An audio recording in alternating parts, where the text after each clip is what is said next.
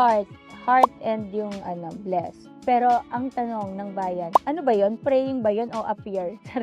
Di ba yun yung tanong? Pero kung ano man yun, pray man yun or appear, yun yung emoji ko. Kasi I'm so blessed na binigyan ako ni Lord ng isang anak. Wala nang mas tatalo pa doon. Yun ang best gift ever. Ang maging isang mommy ako.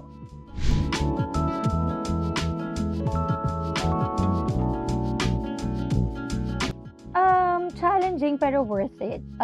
Andun yung syempre as a first time mom, hindi mo alam, pero yung willing kang matutunan, willing kang gawin lahat for your daughter. Ganun pala talaga yun.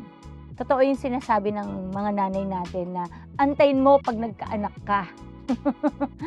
So, pag-alaga, yung mga takot na nararamdaman ng mga nanay natin para sa atin, yun ang nararamdaman ko ngayon.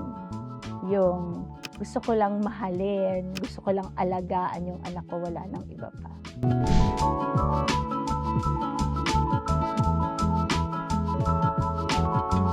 Aga para umiyak, I love you, Maria. O yun lang. Yun na lang muna. I love you.